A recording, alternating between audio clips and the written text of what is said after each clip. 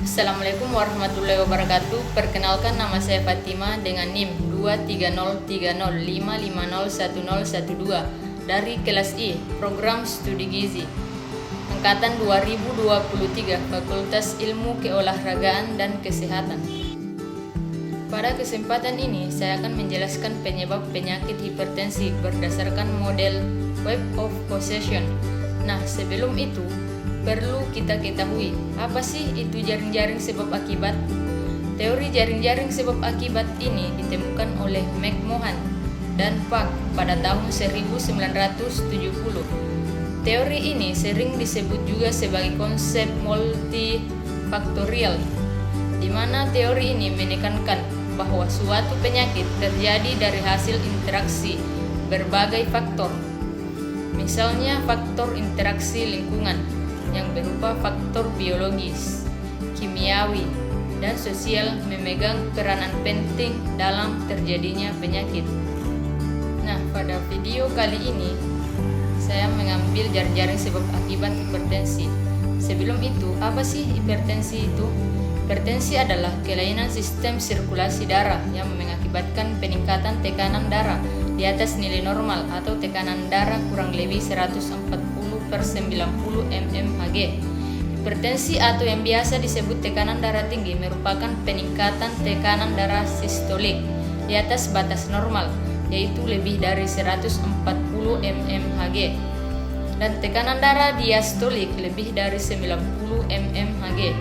Belakangan ini, hipertensi masih menjadi tantangan terbesar di Indonesia. Bagaimana tidak? Hipertensi merupakan kondisi yang sering didapatkan pada pelayanan kesehatan primer kesehatan. Hal itu dikarenakan masalah kesehatan dengan prevalensi yang tinggi, yaitu sebesar 25,8%. Hipertensi dapat diklasifikasikan menjadi dua, yaitu hipertensi primer dan sekunder. Hipertensi primer adalah hipertensi yang belum diketahui penyebab pastinya. Pada hipertensi primer tidak ditemukan penyakit renovaskuler maupun penyakit lainnya. Sedangkan hipertensi sekunder disebabkan karena kelainan pembuluh darah ginjal, gangguan kelenjar tiroid atau hipertiroid, dan lain-lain. Adapun tanda gejala hipertensi. Yang pertama, sering sakit kepala. Sakit kepala merupakan gejala hipertensi yang paling sering terjadi. Keluhan ini khususnya dirasakan oleh pasien dalam tahap krisis, di mana tekanan darah berada di angka 180/120 mmHg atau bahkan lebih tinggi lagi. Apabila kita pernah atau sering mengalami nyeri kepala yang terjadi secara tiba-tiba, sebaiknya segera periksakan diri ke dokter agar hipertensi dapat dideteksi segera. Yang kedua, gangguan penglihatan. Gangguan penglihatan adalah salah satu komplikasi dari tekanan darah tinggi. Tanda hipertensi yang satu ini dapat terjadi secara mendadak atau perlahan.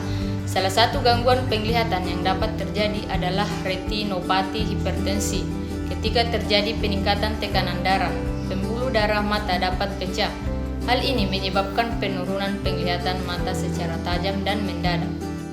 Yang ketiga, mual dan muntah.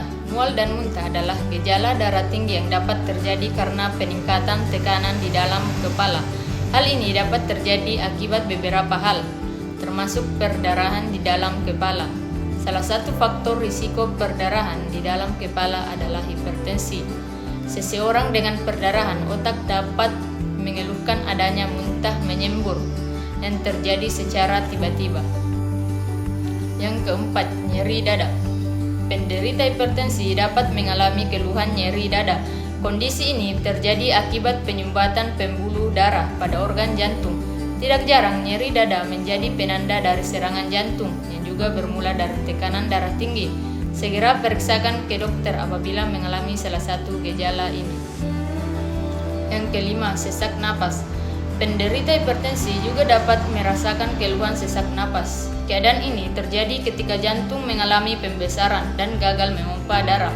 Jika sering mengalaminya, jangan ragu untuk berkonsultasi. konsultasi dengan dokter. Yang keenam, bercak darah di mata, sering disebut dengan perdarahan subkonjungtiva.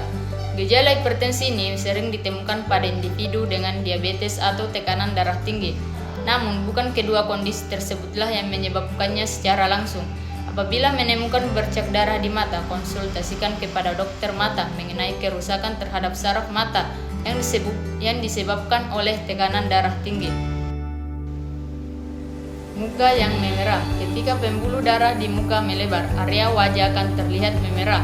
Hal ini dapat terjadi akibat respon dari beberapa pemicu, seperti pajanan matahari, cuaca dingin, makanan pedas, angin, minuman panas, dan produk perawatan kulit. Meski disebabkan oleh banyak hal, facial flushing alias wajah memerah bisa juga menjadi gejala hipertensi. Ini terjadi ketika tekanan darah meningkat lebih dari biasanya. Dan yang terakhir, rasa pusing. Obat pengontrol tekanan darah dapat menimbulkan rasa pusing sebagai salah satu efek sampingnya. Meski bukan berasal dari tekanan darah yang meningkat, sensasi pusing tidak dapat dihiraukan begitu saja, terutama apabila muncul secara tiba-tiba. Jika mengalami semua gejala tersebut, maka segera konsultasikanlah ke dokter. Nah, kita akan masuk pada jaring-jaring sebab akibat hipertensi. Sebelum itu, saya akan jelaskan sedikit kembali tentang hipertensi. Jadi, hipertensi adalah meningkatnya tekanan darah sistolik lebih besar dari 140 mmHg dan atau diastolik lebih besar dari 90 mmHg pada 2 kali pengukuran dengan selang waktu 5 menit dalam keadaan cukup istirahat atau tenang. Hipertensi didefinisikan oleh Joint National Committee on Detection, Evaluation, and Treatment of High Blood Pressure sebagai tekanan yang lebih tinggi dari 140/90 mmHg. Hipertensi merupakan penyakit yang timbul akibat adanya interaksi berbagai faktor risiko yang dimiliki seseorang. Faktor pemicu hipertensi dibedakan menjadi faktor yang tidak dapat dikontrol seperti genetik, jenis kelamin, dan usia. Faktor yang dapat dikontrol seperti lifestyle yang buruk, lingkungan geografis, dan keadaan psikologis. Faktor yang pertama adalah faktor yang tidak dapat dikontrol, antara lain genetik. Faktor gen adalah pemicu utama seseorang dapat menderita hipertensi. Seorang anak dapat mewarisi suatu penyakit yang diderita oleh orang tuanya. Hal inilah yang menjadi salah satu penyebab penyakit hipertensi. Yang kedua, jenis kelamin. Menurut penelitian, pria memiliki kecenderungan lebih besar terjangkit hipertensi daripada perempuan pada usia yang sama.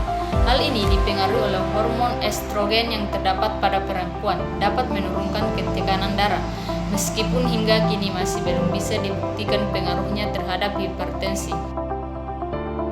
Yang kedua, usia. Tekanan darah cenderung meningkat dengan bertambahnya usia. Pada laki-laki meningkat pada usia lebih dari 45 tahun, sedangkan pada wanita meningkat pada usia lebih dari 55 tahun.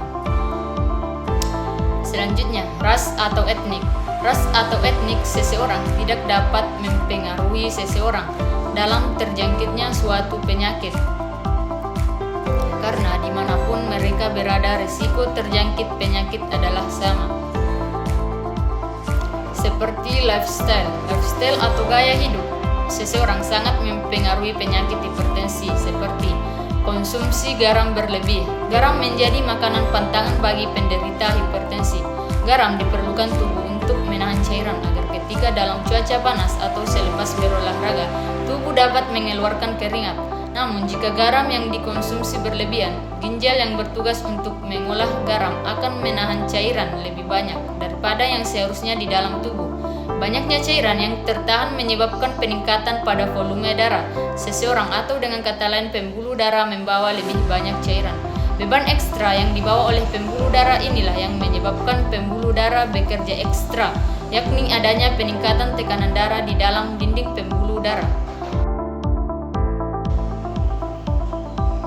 Selanjutnya, konsumsi alkohol. Mengkonsumsi alkohol berlebih meningkatkan berat badan signifikan, seperti alkohol mengandung jumlah tinggi kalori. Lemak yang berlebihan memberikan tekanan berlebih pada arteri dan akibatnya pada jantung. Hal ini meningkatkan tekanan pada arteri dan jantung secara tidak langsung menyebabkan kenaikan tekanan darah. obat-obat tertentu, berbagai macam obat seperti pil KB, kortikosteroid, siklosporin, eritropoietin, kokain, dan kayu manis dalam jumlah sangat besar dapat mengakibatkan hipertensi jika dikonsumsi dalam jumlah banyak dan dalam jangka waktu yang lama. Selanjutnya, konsumsi kafein berlebih. Kafein merupakan zat yang terdapat di dalam daun, biji, dan buah dari sekitar 60 jenis tanaman, termasuk kopi. Konsumsi kopi lebih dari 2 cangkir atau 200 sampai dengan 250 mg kafein terbukti meningkatkan tekanan stolik sebesar 3 sampai 14 mmHg. Konsumsi kafein berlebih. Kafein merupakan zat yang terdapat di dalam daun, biji, dan buah dari sekitar 60 jenis tanaman, termasuk kopi. Konsumsi kopi lebih dari 2 cangkir atau 200 sampai 250 mg kafein terbukti meningkatkan tekanan stolik sebesar 3 sampai 14 mmHg dan tekanan diastolik sebesar 4 sampai 13 mmHg pada orang yang tidak punya hipertensi. Kafein dapat membuat pembuluh darah menyempit yang diakibatkan karena efek kafein yang memblokir adenosin, yaitu hormon yang menjaga agar pembuluh darah tetap lebar. Kafein juga merangsang kelenjar adrenal untuk melepas lebih banyak kortisol dan adrenalin. Yang ketiga, merokok. Merokok merupakan salah satu faktor yang berhubungan dengan hipertensi, sebab rokok mengandung nikotin. Menghisap rokok menyebabkan nikotin terserap oleh pembuluh darah kecil dalam paru-paru dan kemudian akan diedarkan hingga ke otak. Di otak, nikotin akan memberikan sinyal pada kelenjar adrenal untuk melepas epinefrin atau adrenalin yang akan menyempitkan pembuluh darah dan memaksa jantung untuk bekerja lebih berat karena tekanan darah yang lebih tinggi. Tembakau memiliki efek cukup besar dalam peningkatan tekanan darah karena dapat menyebabkan penyempitan pembuluh darah. Kandungan bahan kimia dalam tembakau juga dapat merusak dinding pembuluh darah. Karbon monoksida dalam asap rokok akan menggantikan ikatan oksigen dalam darah. Hal tersebut mengakibatkan tekanan darah meningkat karena jantung dipaksa memompa untuk memasukkan oksigen yang cukup ke dalam organ dan jaringan tubuh lainnya. Karbon monoksida dalam asap rokok akan menggantikan ikatan oksigen dalam darah. Hal tersebut mengakibatkan tekanan darah meningkat karena jantung dipaksa memompa untuk memasukkan oksigen yang cukup ke dalam organ dan jaringan tubuh lainnya. Selanjutnya, kurangnya aktivitas fisik. Aktivitas fisik sangat mempengaruhi stabilitas tekanan darah. Pada orang yang tidak aktif melakukan kegiatan fisik, cenderung mempunyai frekuensi denyut jantung yang lebih tinggi. Hal tersebut mengakibatkan otot jantung bekerja lebih keras pada setiap kontraksi. Makin keras usaha otot jantung dalam memompa darah, makin besar pula tekanan yang dibebankan pada dinding arteri, sehingga meningkatkan tahanan perifer yang menyebabkan kenaikan tekanan darah. Kurangnya aktivitas fisik juga dapat meningkatkan risiko kelebihan berat badan yang akan menyebabkan risiko hipertensi meningkat. Studi epidemiologi membuktikan bahwa olahraga secara teratur memiliki efek antihipertensi dengan menurunkan tekanan darah sekitar 6-15 mmHg pada penderita hipertensi. Nah, faktor selanjutnya, faktor yang dapat dikontrol, meliputi obesitas. Obesitas atau kelebihan berat badan sangat berpengaruh terhadap penyakit hipertensi. Hal tersebut terkait dengan tingginya kadar lemak dan kolesterol dalam darah pada orang dengan obesitas, yaitu biasanya kadar LDL lebih tinggi dibandingkan kadar HDL. Selanjutnya, lingkungan geografis. Daerah geografis tempat tinggal seseorang dapat mempengaruhi konsumsi makanan yang mereka konsumsi. Orang yang hidup di dataran rendah, terutama daerah dekat pantai yang memiliki kadar garam tinggi, maka risiko terjangkit hipertensi akan lebih tinggi. Selanjutnya, psikologi. Stres adalah pemicu hipertensi yang sangat dikhawatirkan karena banyak orang yang sedang mengalami stres akan mengganggu seluruh aktivitasnya, seperti konsumsi makanan sembarangan, kurang istirahat, bahkan kurang aktivitas fisik. Faktor lain yang perlu dipertimbangkan adalah kombinasi dari stres dan alkohol. Stres itu sendiri adalah salah satu penyebab utama hipertensi, seperti alkohol depresan. Orang cenderung mengkonsumsi alkohol untuk mengurangi stres. Oleh karena itu, stres dan kelebihan konsumsi alkohol bersama-sama bisa juga menjadi faktor risiko meningkatkan tekanan darah. Hipertensi dapat mengakibatkan komplikasi seperti stroke, kelemahan jantung, penyakit jantung koroner atau PJK, gangguan ginjal, dan lain-lain yang berakibat pada kelemahan fungsi dari organ vital seperti otak, ginjal, dan jantung yang dapat berakibat kecacatan bahkan kematian. Itulah tadi penjelasan tentang jaringan sebab akibat hipertensi. Selanjutnya kita akan masuk pada materi kriteria kausasi. Kriteria kausasi terbagi menjadi 3. Yang pertama, pendekatan model penyebab penyakit masih membutuhkan pertimbangan yang mendalam dengan studi yang cermat untuk sampai pada keputusan hubungan kausal atau sebab akibat. Yang kedua, penentuan kausasi membutuhkan bukti-bukti yang ada. Dan yang ketiga, Austin Bradford Hill pada tahun 1965 membuat kriteria yang dapat digunakan sebagai panduan penentuan. Selanjutnya, kriteria sebab akibat atau Hill.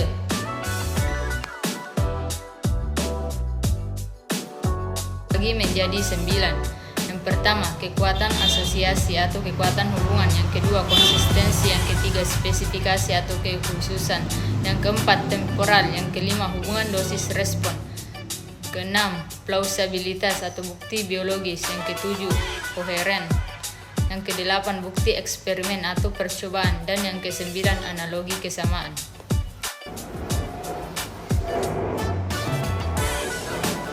Yang pertama, kekuatan asosiasi atau kekuatan hubungan. Sebuah asosiasi yang kuat di antara kemungkinan penyebab penyakit dan efek yang ditimbulkannya.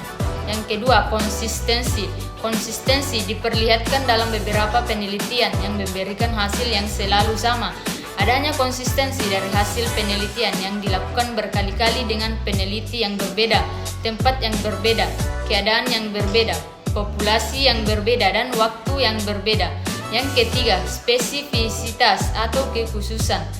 Penyebab tertentu berhubungan dengan hanya satu penyakit tertentu atau single kausal, artinya satu sebab satu akibat.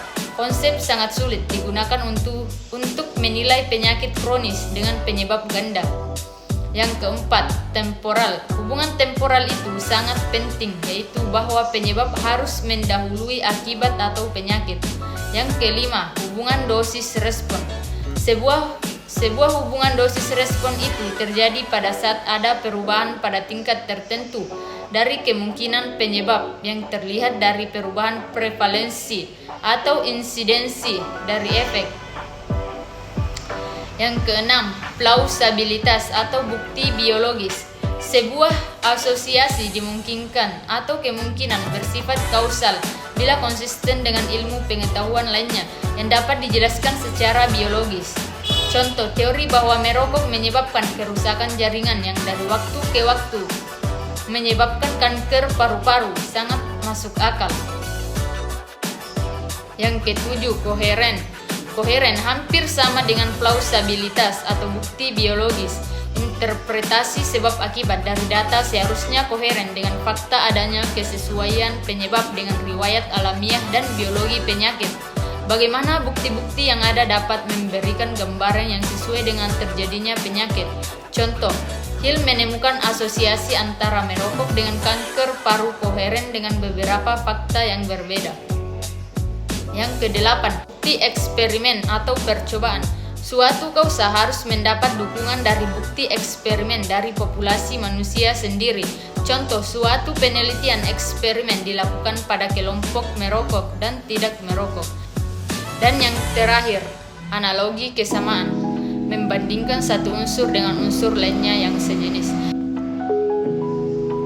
Nah, itulah tadi penjelasan tentang jaringan sebab akibat hipertensi. Marilah kita kendalikan diri sendiri dengan cerdik dan patuh. Perilaku cerdik dan patuh merupakan tips dalam mengendalikan hipertensi. Apa yang dimaksud dengan cerdik dan patuh tersebut? C. Cek kondisi kesehatan secara berkala. E. Enyahkan asap rokok. R. Rajin aktivitas fisik. D. Diet sehat dengan kalori seimbang. I. Istirahat yang cukup. K. Kendalikan stres. P. B. Perilaku kesehatan secara rutin dan ikuti anjuran dokter. A. Atasi penyakit dengan pengobatan yang tepat dan teratur. T. Tetap diet sehat dengan gizi seimbang. U. Upayakan beraktivitas fisik dengan aman. H. Hindari rokok, alkohol, dan zat karsinogenik lainnya. Itulah perilaku cerdik dan patuh yang harus kita terapkan. Cukup sekian yang dapat saya sampaikan. Apabila ada kesalahan kata, mohon dimaafkan. Terima kasih.